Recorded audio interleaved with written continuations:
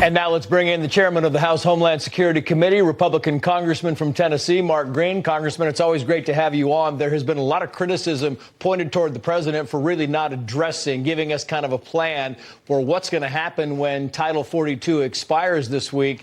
But the White House says, no, he already did address it. Watch this. So the American people did hear directly from the president on this issue. I don't have anything else to share in the next couple of days about the president's schedule, so I'll just leave it there. But he was asked a question, and he answered it. She was asked a question by MSNBC in a softball interview, and that was the end of it. It doesn't appear there is a plan, sir. What are your thoughts?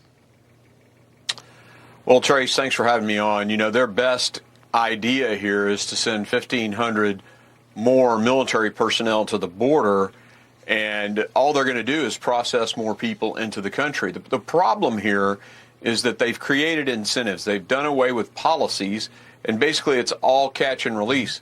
And all of their solutions just double down on that. So if they process more people, they're just going to create more incentive for people to come, get paroled, and sent into the country. So it's not a plan, and if it is one, it's a very bad idea. Yeah, and our sources keep telling us that it's all over social media. These people know that Title 42 ends, and they are gathering, and they are making their way to the border. The Wall Street Journal, Jason Riley says today in an op-ed, Mr. Biden is effectively, as you said, talking about the military, sending an army of pencil pushers. The better course of action for the president, his party, and the country would be to back a bipartisan legislative extension of Title 42 authority and urge fellow Democrats to do the same. Would you agree, disagree? I think that would certainly be a start, but the problem is that this president hasn't really been executing Title 42 in any full capacity. You can look at the percentages of people who were returned under 42, and it started to decline significantly as soon as he came into office. And now it's down to about 40 to 50%. So they got to, one, ask for it to be extended, and two, actually execute the returns.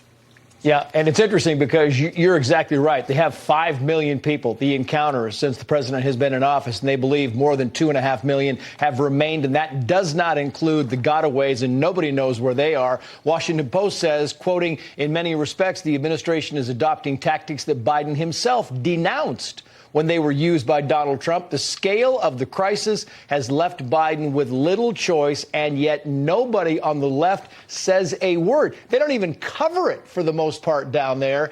It's not being covered. It's not getting the attention. And if this was Trump, it would be a different ballgame. Oh, 100%. You look at the number of dead migrants found on ranchers' farms, it's quadrupled. You look at the number of unaccompanied children that are unaccounted for, 85,000. That's a rough guess. It could be many more.